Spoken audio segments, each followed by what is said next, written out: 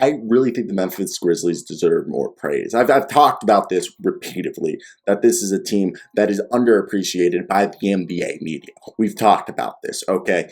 Now, there's another thing that we need to talk about that no one's giving them credit. Ja Morant has been out for some games now. I mean, he'll be back for the playoffs. This team is basically the second best record in the entire NBA. And the thing is, they're doing this without Ja Morant. Desmond Bane. Man, this guy's going to be an all-star next year. If not, it's a travesty. Then you got Dillon Brooks. This man's a bully. This man, bully on defense, bully on offense.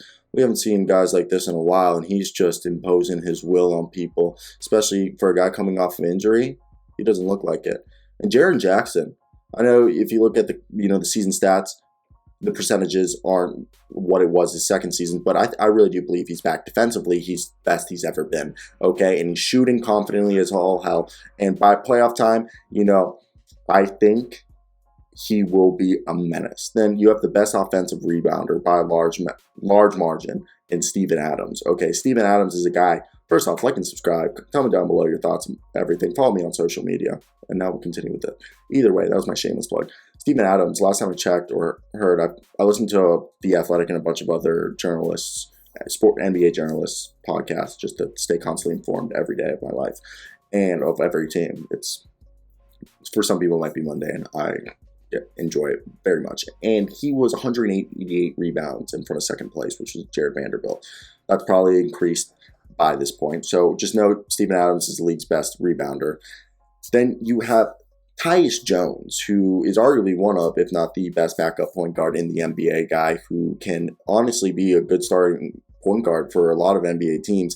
A guy who can come out, drop double-digit points any night, drop double-digit assists, have a double-double any night. A guy who plays defense, who's a decent perimeter plus perimeter defender, hits threes, gets to the line, is just a very capable player and has been for a majority of his career. And I was very upset when, the T-Wolves gave up on him, but let him walk. And he's definitely a guy who we should have kept around because he would be perfect for us now. Brandon Clark, who, in his second season, he kind of regressed, now looking better than his second and his rookie year. A guy who arguably is an undersized forward. He's a power forward. He can play some small forward, but he's more of a power forward, undersized five, and he's fantastic. And this is a team that also has Santi Aldama and Xavier Tillman, Santi Aldama, still development. Xavier Tillman was a guy who played a lot last year, and Kelly and Tilly, same thing. Zaire Williams had his moments. He just needs to get his strength up and be better at attacking the rim. D'Anthony Milton's a guy who can guard 1 through 3.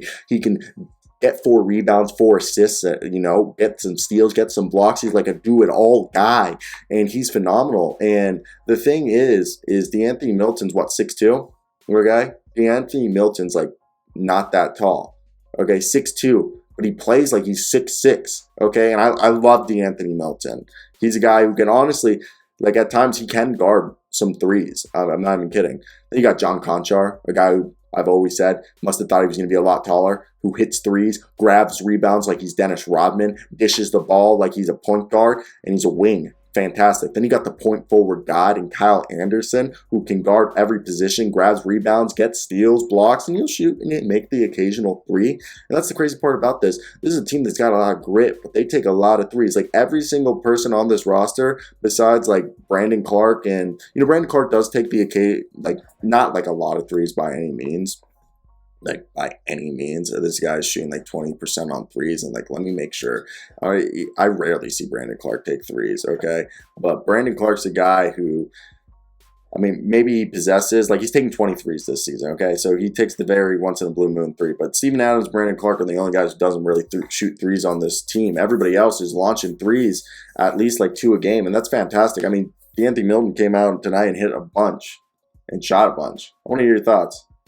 They're doing a lot without Ja Morant, so people should be scared.